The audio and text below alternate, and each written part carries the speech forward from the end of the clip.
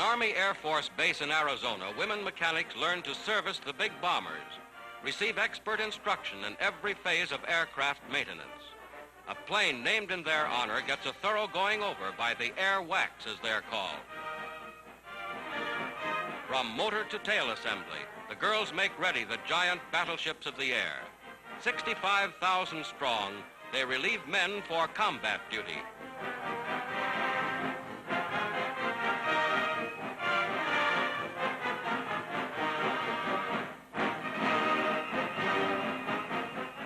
Today, the WACs are serving with the armed forces in every major theater of war. The first contingent to arrive in Australia gets a real welcome.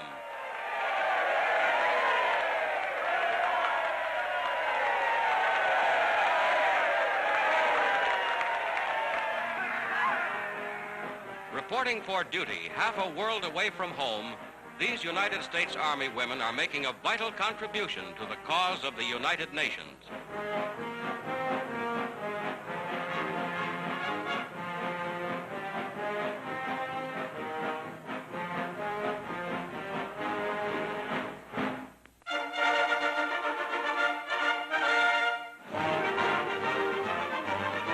At a bomber plant in Seattle, workers write their names on a flying fortress, the 5,000th ship of its type turned out by this one plant since America entered the war. Many other plants are also building these ships. 5,000 since Pearl Harbor, a graphic indication of the vast bomber production of the United States. Already this completely autographed ship is in action over Germany.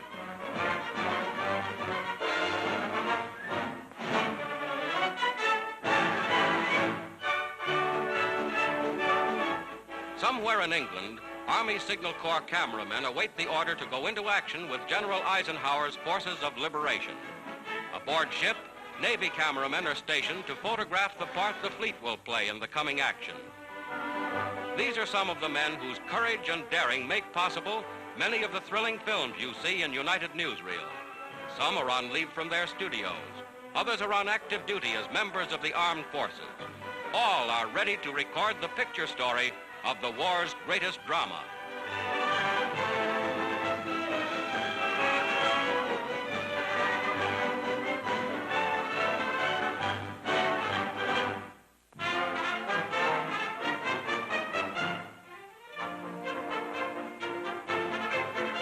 In Washington, D.C., 2 American air aces held a reunion with their families. Captain John Godfrey, shown here with mother and father, shot down 29 Nazi planes. Captain Don Gentili's score of 30 Nazi ships downed makes him the leading American ace of the European theater. Home for Captain Gentili is Piqua, Ohio. Population 20,000. Piqua is a typical small American city. A service flag hangs in the window for Don, and here is his welcome home. Sister Edith is so happy she can only hug her brother for joy.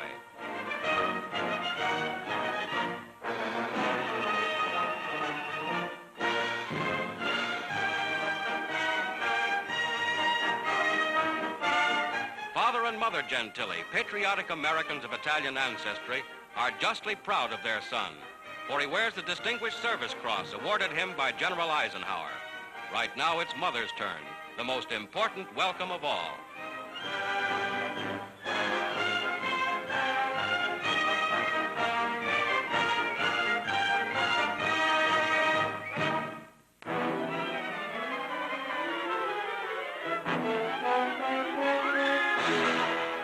From the air, the shattered town of Cassino is little more than a name on a map after 6 months of savage battle for this key bastion on the road to Rome. Now Allied bombers strike deep behind Nazi lines, confusing the enemy's transport and foreshadowing a new Allied drive. North of Rome, bombs hit 2 important bridges.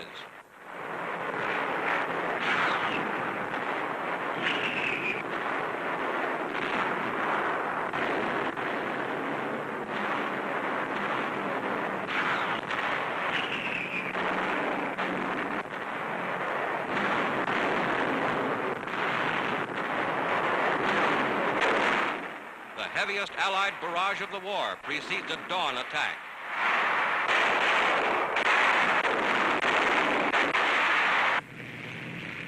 British motorized forces plunge forward in the final battle for Cassino.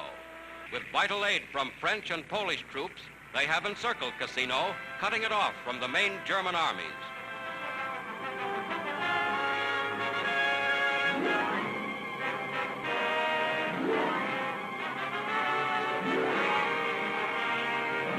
The whole Cassino sector is spotted with bomb and shell craters, testifying to the fury of the action in this embattled area.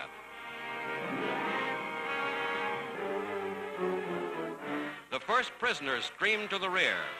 Bowl-shaped helmets identify them as parachutists, so-called Green Devils, members of the German 1st Parachute Division.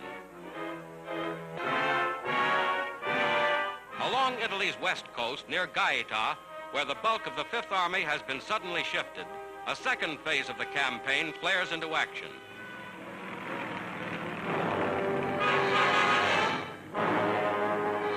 Driving through Minturno, Santa Maria Infante, and Terminoli, U.S. infantry moves toward a junction with forces 60 miles away at Anzio.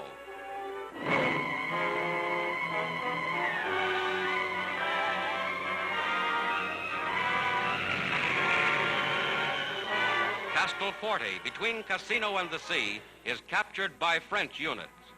In the most important action in which these men of fighting France have yet participated, they have made a brilliant record.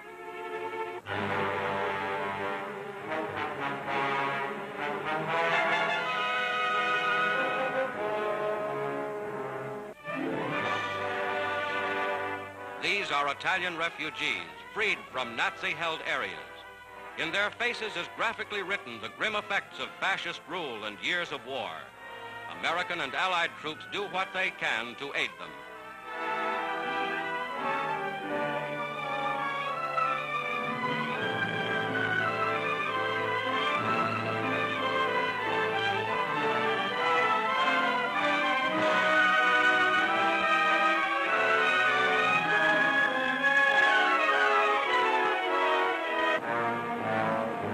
Prisoners are taken by the thousands.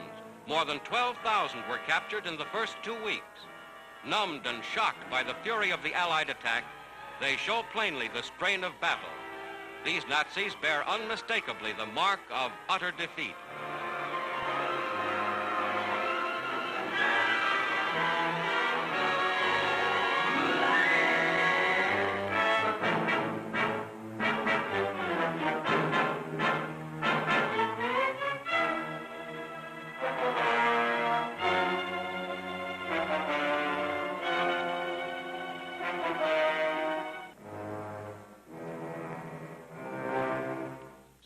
Along the ancient Via Casalina, the surge of Allied power rolls north.